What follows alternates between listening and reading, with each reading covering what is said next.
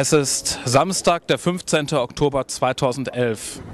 Hier ist unser Politikblog mit der Reihe Macht und Menschenrechte. Wir stehen hier beim Grübs Theater in Berlin. Heute, am 15.10.2011, ist ein internationaler Aktionstag, wo es um die Finanzkrise geht. Organisiert vor allem, Anstoß gegeben hat Democracia Real Ya, die spanische Demokratiebewegung, die aus der Verteilung der Krisenlasten vor allem zulasten der Armen entstanden ist. In Spanien hat man ja das Geld für Langzeitarbeitslose gestrichen, die kriegen kein Hartz IV mehr, die kriegen gar nichts mehr. Und getragen werden diese Proteste von dieser spanischen Demokratiebewegung und nach deren Vorbild sind in verschiedenen anderen europäischen Ländern, zum Beispiel in Irland, zum Beispiel in Griechenland, in Deutschland auch Protestbewegungen entstanden. Und Attac unterstützt diese Protestbewegung in vielen Ländern. Wenn man sich die Unterstützer anschaut, es sind auch viele Online-Aktivisten dabei, viele Blogger. Und hier diese Veranstaltung, die sich Krisenanhörung nennt, da hat Attac internationale Gäste eingeladen. Aus Griechenland, aus Irland, Island, Spanien, Länder, die von der Finanzkrise stark betroffen sind, die sich zum Teil mit Bankenrettungspaketen überhoben haben, ganz besonders deutlich in Irland, die Kreditauflagen von der sogenannten Troika zu spüren bekommen. Auch dabei wird sein der Außenminister von Ecuador. Das dürfte auch interessant sein, weil einige lateinamerikanische Länder, auch scheinbar federführend von Ecuador, an den griechischen Premierminister 2010 einen Brief geschrieben haben und vor Notfallkrediten mit IWF-Auflagen gewarnt haben, dass man in Lateinamerika da schlimme Erfahrungen mitgemacht habe, die die Griechen sich besser ersparen sollten. Ja, ich habe hier etwas Informationsmaterial von Attac. Wer auch dabei ist, ist eine Vertreterin des Komitees zur Annullierung der Schulden der Dritten Welt. Dann werden Journalisten da sein von der Taz und vom Tagesspiegel, neben unser Politikblog natürlich. Attac hat hier auch eine Analyse zur Schuldenkrise. Das sei nicht nur, Punkt 1, das sei nicht nur eine Staatsverschuldungskrise. Attac kritisiert auch die massive Exportorientierung. Was da nicht zu finden ist, ist der Zusammenhang zwischen Schuldzinssätzen, die Staaten zahlen, und ihrer Wirtschaftsleistung und wie Attac das lösen will. Wenn die Wirtschaftsleistung runtergeht, wie soll Deutschland dann klarkommen mit den Schulden? Die Euro-Krise sei auch eine Krise der Staatssouveränität und der Demokratie. Da werden die Auflagen der Troika kritisiert, also von Europäischer Zentralbank, IWF und EU-Kommission. Das sei in keiner Weise demokratisch legitimiert. Der dritte Punkt, Euro-Krise ist das Ergebnis jahrzehntelanger Umverteilung von unten nach oben. Dass eben so viel Geld der Spekulationswirtschaft zur Verfügung steht und Spekulation für viele interessanter scheint als Investitionen in die Realwirtschaft. Und es sei eine Krise der kapitalistischen Marktwirtschaft. Die Forderung von Attac zum Thema Einführung einer europäischen Vermögensabgabe und einer Vermögenssteuer, Banken- und Finanzsystem umgestalten und entmachten, zum Beispiel die bekannte Finanztransaktionssteuer, Verbot Credit Default Swaps. Dann die Regulierung systemrelevante Banken durch Auftrennung zwischen Geschäfts- und Investmentbanking. Das hat man ja in den USA mal gehabt in dem Glass-Steagall Act. Staatsverschuldung zurückführen, Demokratie retten, Schuldenaudit. Attac sucht nach Maßstäben, wie man auf eine gerechte Art und Weise die Staaten, also nicht willkürlich, einen Teil ihrer Schulden einfach streichen können, wie man das gleichheitsgerecht hinkriegen kann. Also gibt es gerechte Maßstäbe, Gläubiger unterschiedlich zu behandeln. Dann fordert Attac interessanterweise auch Eurobonds, genau wie die Grünen und auch wie die EU-Kommission.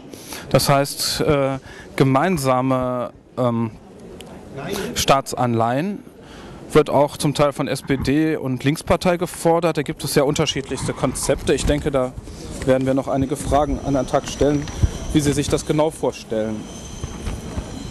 Ja, wir werden gleich einige Interviews machen mit einigen der Gästen. Viel Spaß mit unserer Reportage. Sie finden sie wie gewohnt dann auf unser Politikblog. Vielen Dank.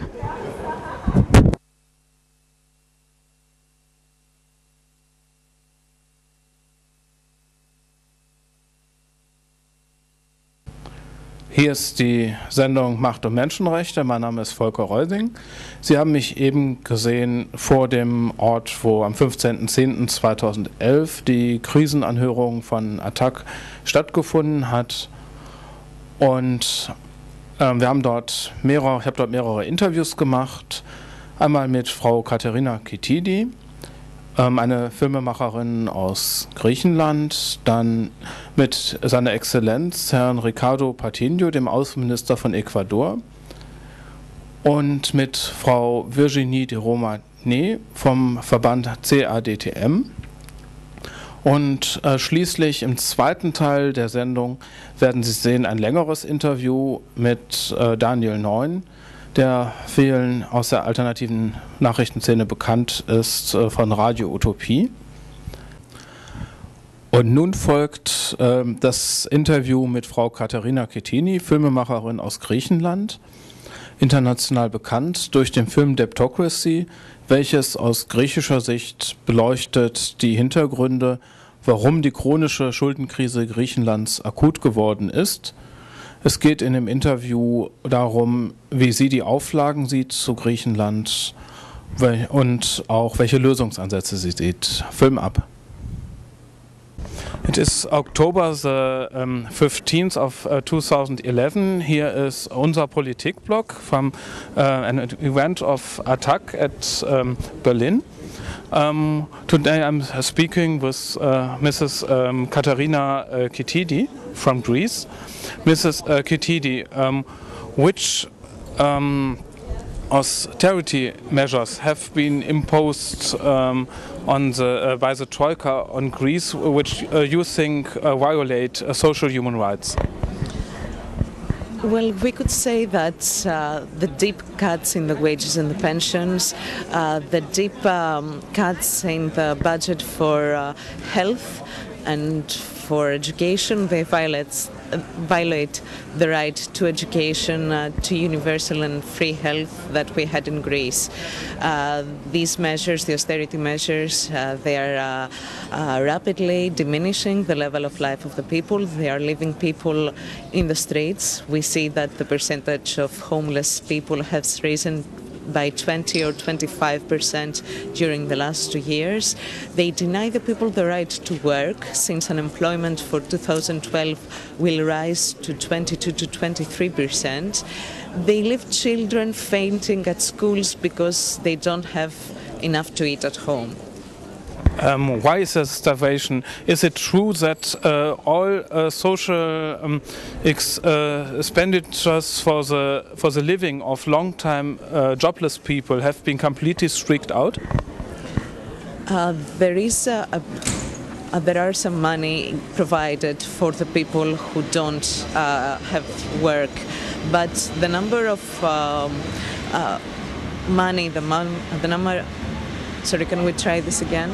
Okay, I mean, is it true that all social benefits for the living of people who are long-term jobless have been completely streaked out?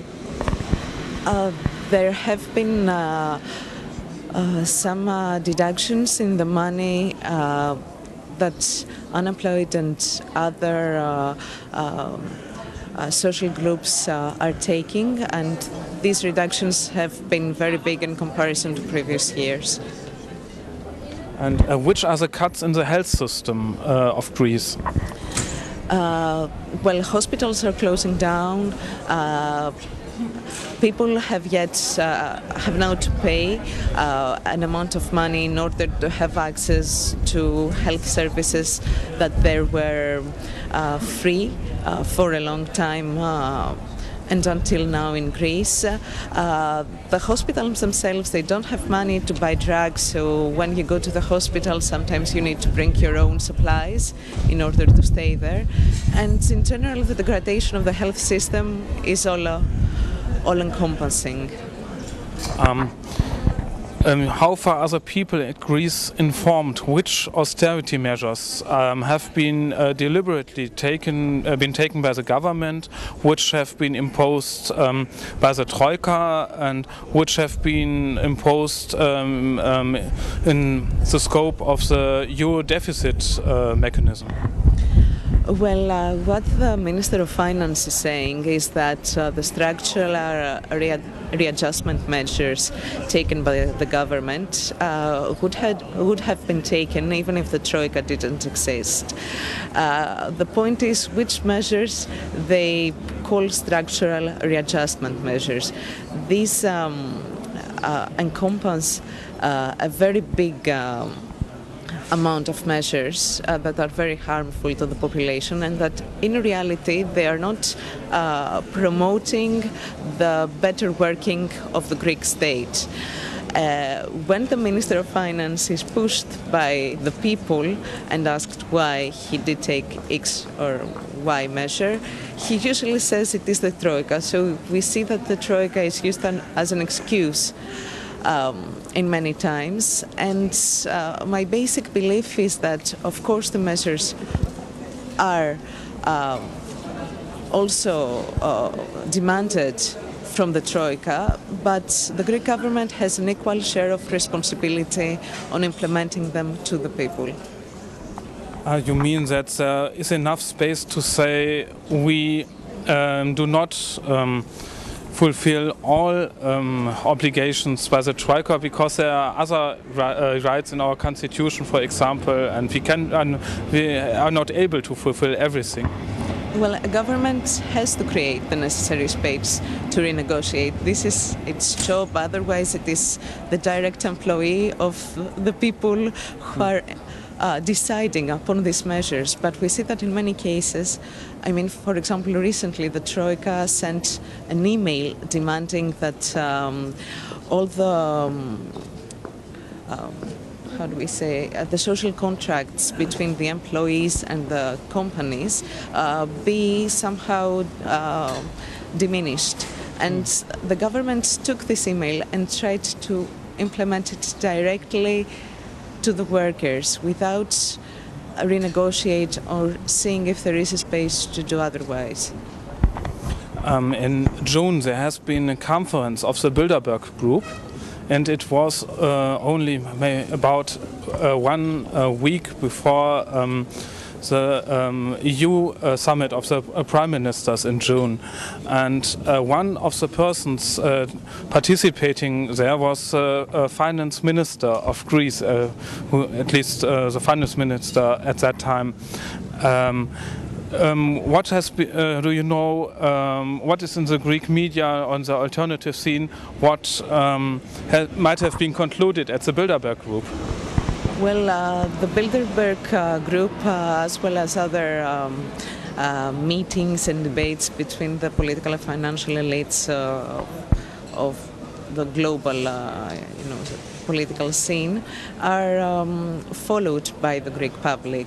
The thing is that the public at this point doesn't have so much interest on where the decisions are taken, but they look how the decisions affect their own lives and what they can do in order to survive. In the World Economic Forum, Greece has been shown as an example of a country changing its own constitution to introduce a debt break. What do you think, is the World Economic Forum also something like Bilderberg? I'm not aware so much of the workings of Bilderberg in order to answer your question.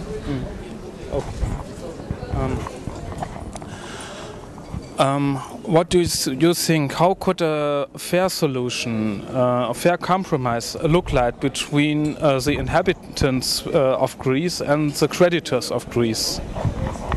Well, in order to see if a fair solution can be realized, we need first to examine the debt. What we propose is the creation of an audit committee in order to see which parts of the Greek debt are illegal, illegitimate, or odious. When we have on our hands the data on what is the Greek debt, then we can see how we can negotiate, if we have to negotiate with our creditors. You mean the first point is how much of the debt remains as legitimate debt, and then one has to see if the reduction is big enough or if then a haircut has to take place. Well, the discussions about the haircut are completely different story. What I'm saying is that we need to see which parts of the debt really went for the benefit of the Greek people and which part of the debt really went to the benefit of others, of other classes. If we see that part of the Greek debt is illegal or illegitimate or odious, the Greek people don't have to pay this part of the debt.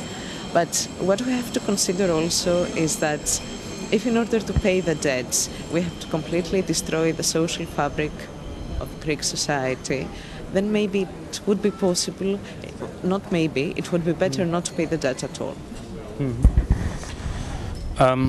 We have read conditions which have been imposed by the European Commission on Greece within the debt procedure of the Growth and Stability Pact, and they have said Greece has to open itself for biotechnology. And has this had any effect? Has the Greek government opened the agriculture for biotechnology? I am not aware of such a thing right now. Okay. Have there been ecological effects of the obligations by the Troika? Have they also interfered into ecological policy of Greece? Well, there are some discussions, for example, about implementing in Greece alternative energy sources, like using the Greek fields in order to put solar panels and take care of the, take advantage of the Greek sun in order to boost the Greek economy. Of course, alternative energy is very positive and it is a very good thing, but again, we need to see if these alternative sources will go to the benefit of the people or to the benefit of particular companies. We have a discussion also if a country goes to default or if there has to be a haircut. What is about the funds of the social insurance? Do they also have to be used to pay the creditors or only funds from the tax revenues? Well, actually, it is an ongoing process, but so this hasn't been decided yet. But the feeling for the security funds, what is the word you said? Social security, pension insurance, health insurance. Pension and health insurance is that they will be in a very difficult place. They will arrive in a very difficult place because most probably the funds won't have enough money in order to pay for these things. What is interesting about the haircut is another thing. For example, now we are discussing.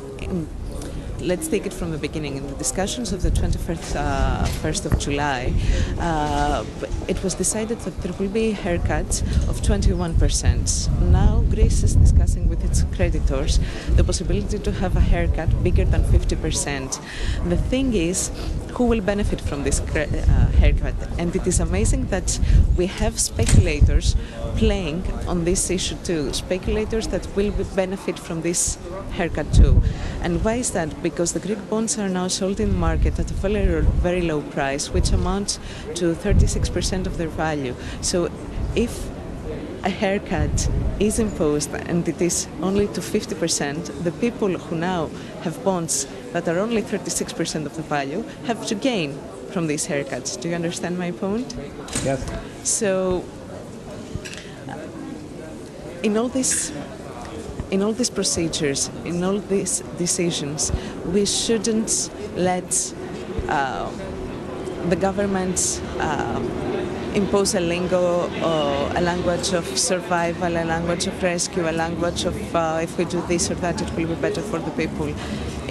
We have to start from the people and then see how we will proceed. Otherwise, we will only make speculators again happy from our decisions. You mean at first we have to look which are the needs of the people, what has to be preserved for the people, and then we can look how much space there is still left to fulfill the demands of the creditors. Mm-hmm. Exactly. You have made a film called Debtocracy. What is it about? It is about the origins of the Greek debt and what are the measures that we can take, what are the options that the Greek people have in order to fight, the current situation, in order to resist to all these austerity measures. So what we are discussing, the basic idea behind the documentary is that the debt crisis in Greece didn't originate from Greece's corruption or or politicians who were only looking for themselves. Of course, corruption also played a part in the current situation, but it's definitely not the number one factor. We are trying to put the Greek debt crisis in its global and European framework. We are trying to find its roots since the crisis, looking back at the crisis of the 1970s, seeing how the Eurozone augmented the crisis when the crisis passed to it, because the Eurozone in itself is a system that creates deficits in the periphery and surpluses at the center. And how, after passing from the global and European level, the crisis took the form that it has today in Greece. We have read that the Greece government thinks about partly privatizing the public administration, for example, the financial administration, in the name of making it more efficient. Which measures have already been taken place regarding commissioning private companies with executing the powers of public administration? What has already been done, and what is being planned or being proposed, what they want to do to sell public administration? What the government's plan is for the next few years to sell 50 billion, to sell public property worth of 50 billion euros. This is one part of the deal, which also has a lot of people thinking, because first of all, privatization does not always work positively for an economy, and if we have the privatization now, even if we are pro-privatization and we have it in the way that the Greek government wants to have it right now, we are in danger of having something similar to the German Treuhand, a company which created deficits rather than surpluses, and which left unemployed millions and millions of people, and who got engaged in scandals that the German people couldn't imagine of. This is one part, the privatization part. The other thing that the Greek government wants to do is to put foreign officers in the finance ministry, in the tax services, in order to give advice and better, supervise the process. But this also has inherent dangers for the Greek people, because when you put the numbers, when you put the need to have surpluses every year or every month in front of the specific needs of the people, then what you're doing is a genocide to your own population. I think that's... Many thanks. I think that Als nächstes folgt gleich das Interview mit seiner Exzellenz, Herrn Ricardo Patinho, dem Außenminister von Ecuador. Ecuador hat vor einigen Jahren weltweit Aufsehen erregt, dadurch, dass es nach einer gründlichen Untersuchung seiner Schulden sich eines Teils seiner Bankschulden entledigt hat. Das ist kein Einzelfall in der Geschichte. Auch Brasilien hat sich in den 30er Jahren eines Teils seiner Schulden entledigt und Deutschland, genauer gesagt die Bundesrepublik Deutschland nach dem Zweiten Weltkrieg. Deutschland ist ja damals in einen Staatsbankrott gekommen, dadurch, dass der Zweite Weltkrieg auf Pump finanziert war. Ecuador ist damals das Problem angegangen, vor einigen Jahren bezüglich seiner Schulden bei ausländischen Banken. Und in dem Interview geht es auch darum, nach welchen Maßstäben das erfolgt ist. Film ab.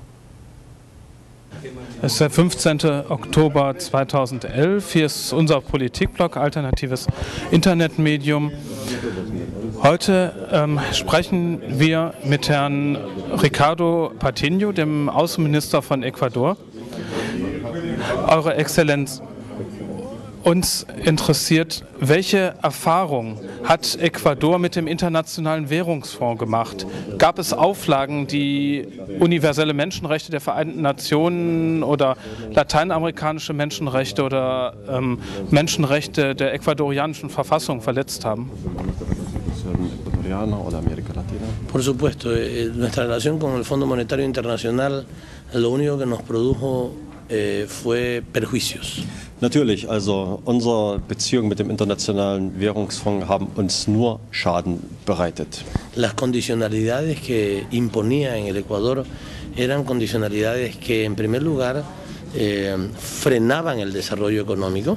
Weil die Bedingungen, die Ecuador auferlegt wurden, in erster Linie die wirtschaftliche Entwicklung gebremst haben. Prácticamente prohibían la inversión pública. Diese Bedingungen praktisch öffentliche Investitionen verboten haben.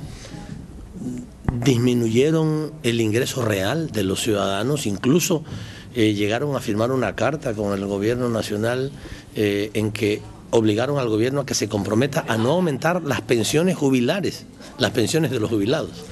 Und auch das Realeinkommen der Menschen verringert haben. Diese Bedingungen oder dieses Verhältnis ging sogar so weit, dass die ecuadorianische Regierung gezwungen wurde, in einem Schreiben ein Abkommen zu unterzeichnen und sich zu verpflichten, nicht die Renten und Pensionen der Rentner zu erhöhen. Todo eso con el único objetivo de que ahorráramos recursos para pagarle a la banca privada internacional que con la cual nuestro país había en muchos casos ilegítimamente adquirido deudas. Das alles geschah mit dem Ziel, dass wir in unserem Lande Einsparungen vornehmen konnten, aber dass das Ergebnis dieser Einsparungen dann für die Zahlung von Zinsen und Zinseszinsen an die internationalen Banken eingesetzt werden konnte, mit denen unser Land Abkommen geschlossen hatte, die auch in vielen Fällen ungesetzlich waren. Der IWF beruht sich ja oft auf den Washington-Konsens, der viele neoliberale Inhalte hat. Aber im Washington-Konsens steht doch auch, dass dabei die Gesundheit, die Infrastruktur und die Bildung zu verschonen ist. Hat der IWF sich wenigstens an die wenigen sozialen Inhalte des Washington-Konsens, also Infrastruktur, Bildung, Gesundheit, gehalten bei seinen Auflagen? A ver, lo que planteaba las imposiciones del Fondo Monetario Internacional y el Banco Mundial, porque actuaban en acuerdo, era tomar medidas para privatizar esos servicios, no para mejorarlos. Nein, das ist anders. Die Auflagen des Internationalen Währungsfonds und der Weltbank, weil beide Einrichtungen haben ja auch gemeinsam gehandelt, sahen vor, dass diese Dienstleistungen privatisiert werden sollten. Es ging also nicht darum, sie zu verbessern. Recuerdo bien que en algunos casos, en los contratos sobre temas agrícolas, se decía que los próximos desembolsos del Banco Mundial se darían siempre y cuando el gobierno nacional ya no tuviera una empresa dedicada a prestar servicios públicos a la agricultura. Si eso se cumplía, se seguirían dando los siguientes desembolsos. O sea, expresamente se privatizaban los servicios públicos, lo cual no era sinónimo de mejoramiento de los servicios públicos, sino de enriquecimiento de otros sectores. Und ich kann mich noch erinnern, also im Umgang mit dem Agrarsektor in unserem Land, da gab es also Verträge, in denen festgelegt wurde, dass die nächste Auszahlung dann erfolgt, wenn der Staat über keine öffentliche Einrichtung mehr verfügt, in dem also Dienstleistungen für Landwirte, für den Bereich Landwirtschaft erbracht werden. Das heißt also, man hat es davon abhängig gemacht, dass diese Art von Leistung seitens des Staates eingestellt wurden und dass das alles privatisiert wurde. Ich habe noch eine Frage zum Schuldenaudit. Ich könnte mir vorstellen, dass es einen unterschiedlichen Grad an Illegitimität geht. Gibt es da Abstufungen, dass man bei Schulden, die nicht vollständig legitim sind, dass man je nach Grad der Illegitimität nur einen Teil streicht? Oder heißt es immer, es wird ganz gestrichen oder gar nicht? Lo que pasa es que la deuda en nuestros países tiene algunos tramos. Ja, es ist doch unterschiedlich. Also es gibt da einige Ebenen bei der Verschuldung unserer Länder. La multilateral, la bilateral y la comercial. Wir haben also multilaterale Schulden, wir haben bilaterale Schulden und wir haben rein kommerzielle Schulden. Hay algunos tramos que son más ilegítimos y otros menos ilegítimos. Und da gibt es dann eben Ebenen, die in höherem Maße illegitim sind und andere, die nicht so stark illegitim sind. Nosotros encontramos que la deuda privada o la llamada deuda comercial era la que más visos de ilegitimidad tenía. Wir haben eben festgestellt, dass die private Verschuldung, die privaten Schulden oder die kommerziellen Schulden, die waren, wo es den größten Anteil an illegitimen Elementen gab. Por esto el Ecuador hizo una recompra forzosa de esa deuda y logró eliminarla en el 70% de su valor. Und deswegen hat Ecuador einen Zwangsrückkauf dieser Schulden vorgenommen, was eben auch mit einem 70-prozentigen Schuldenschnitt einherging. Pero los otros tramos de la deuda son un poco más complejos y estamos analizando cómo tratarlos específicamente. Aber bei den anderen Bereichen, Schuldenarten, ist die Situation etwas komplexer und wir sind eben jetzt dabei, entsprechende Analysen zu erstellen, wie wir vorgehen. En el caso concreto del Banco Mundial, evidentemente hay muchos indicios de ilegitimidad y en algún momento yo creo que los países de América Latina tendremos que enfrentar ese problema.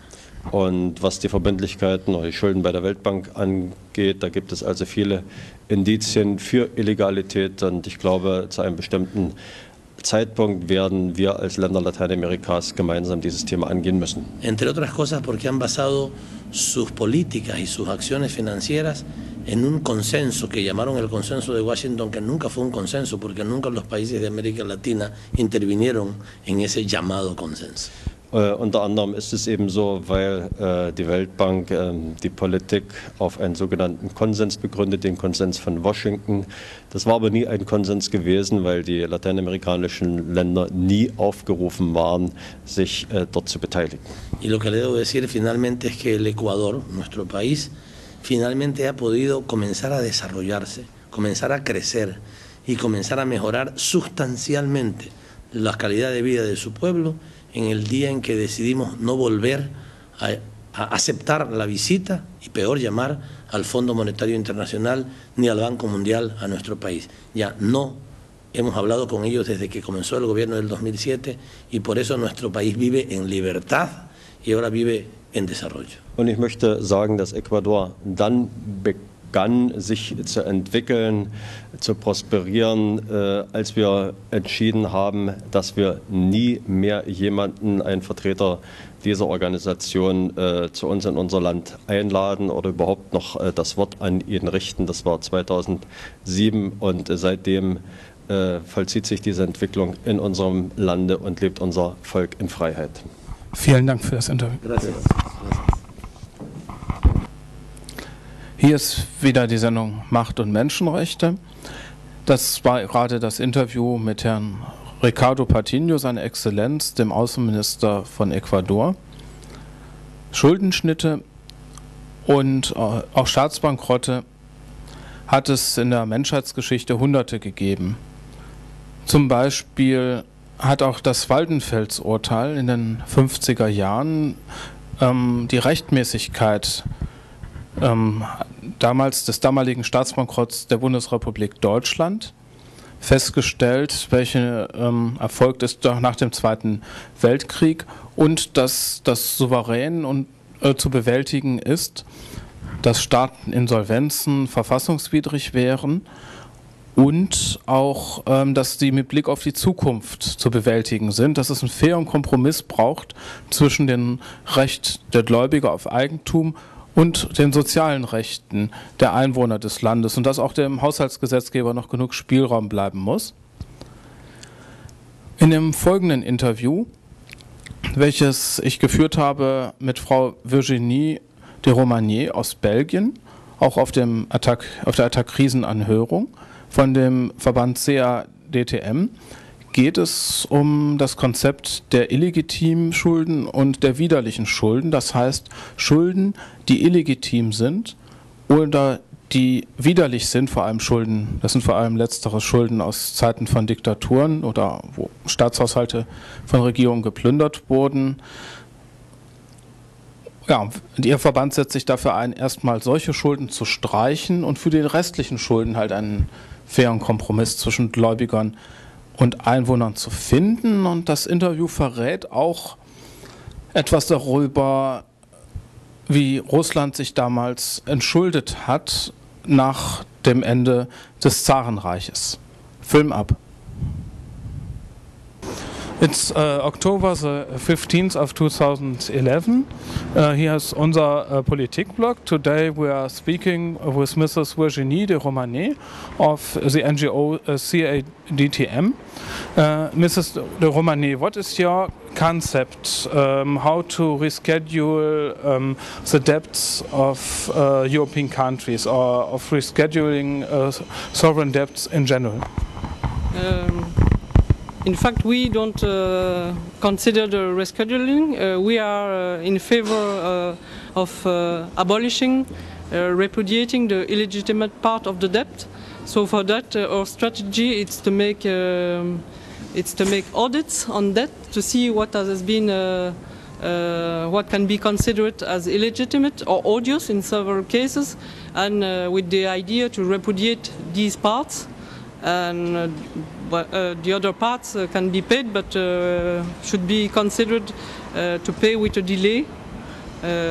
So this is our main strategy, and it's important that countries, that social movements in Europe integrate this possibility of doing it in order to educate people about the possibility not to pay the debt.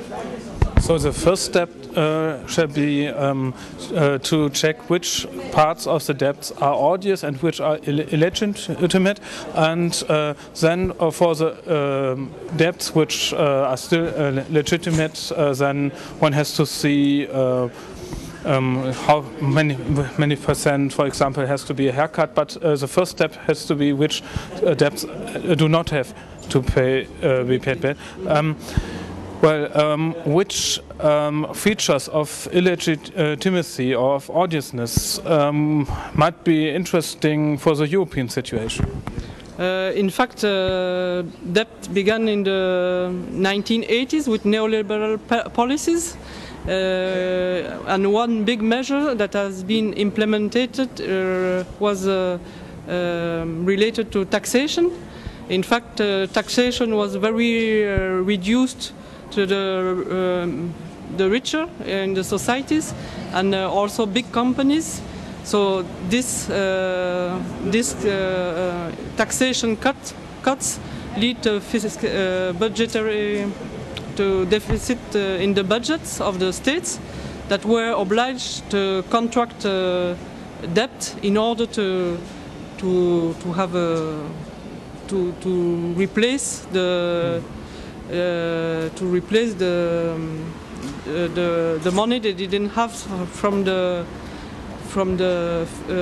tax revenue. Yeah, from the tax revenues. Yes. And so the first step, and then the second step occurred recently in 2008 with the banking rescue. At that moment, this contributed to increase a lot of European debt, and this is also completely illegitimate because it didn't serve the interest of the most of the population, but only of the interest of bankers that made mistakes, and then the states decided to rescue them. And debts which originate from these measures should be completely strict out, completely deleted? Yes, normally it should. Of course, we have to take into account the correlation of forces between the governments and the citizens. But normally, in fact, we have to push for that. Have you already counseled in countries where debt restructuring has been taking place? Have you been involved before the debt restructuring? In fact, in Ecuador, CEDTM participated in 2007-2008 to the debt audit that was impulsed and that was launched by the government of Rafael Correa. And after the audit, there was a report that declared a big part of the debt was illegitimate, and Rafael Correa used this report to contest the commercial debt that was the most important in quantity.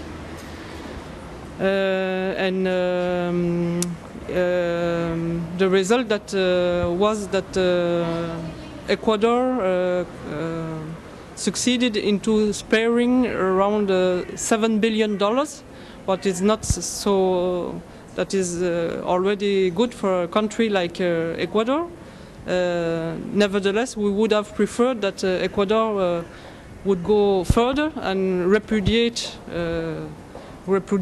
completely this debt. In fact, instead of negotiating by buying it for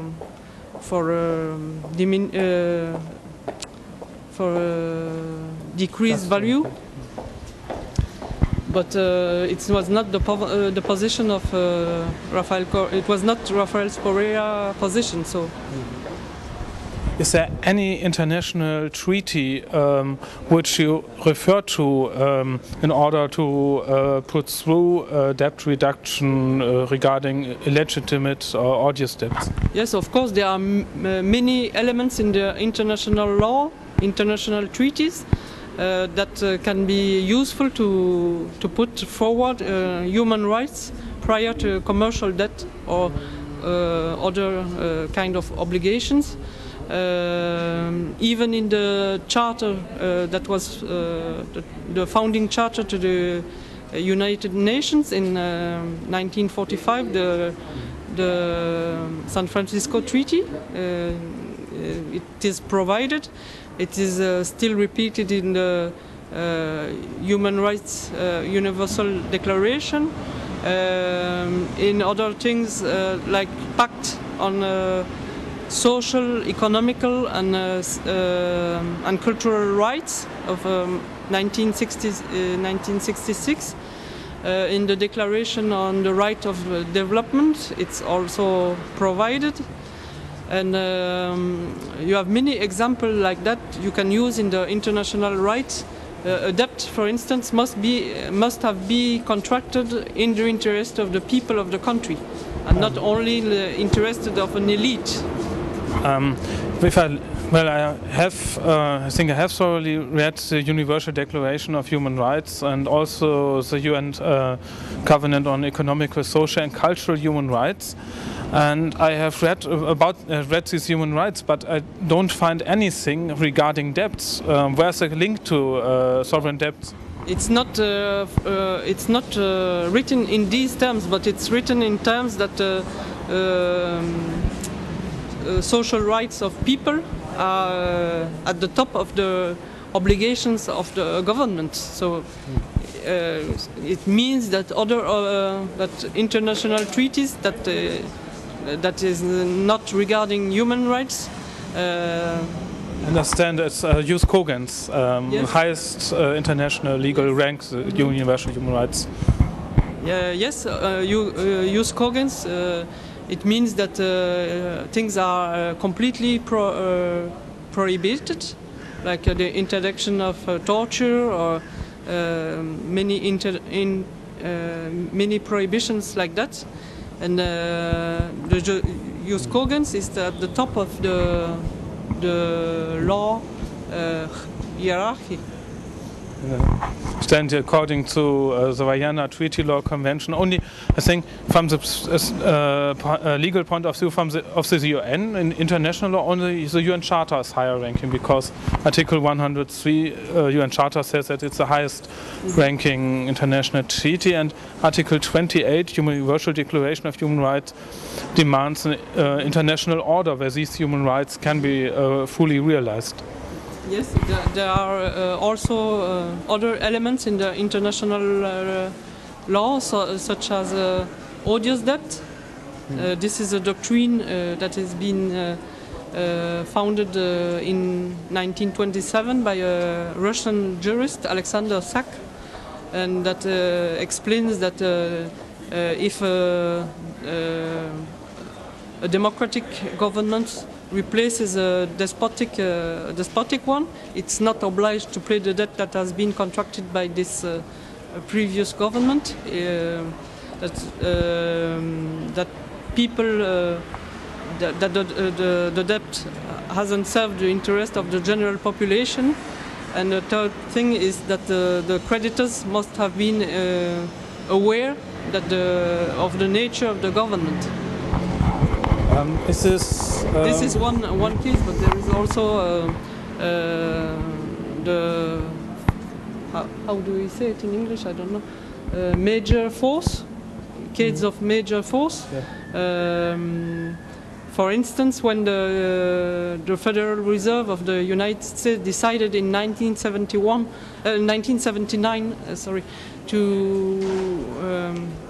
to change the interest rate, to increase considerably the interest rate, it changed completely the circumstances under which the countries, southern countries at that time, had contracted debt.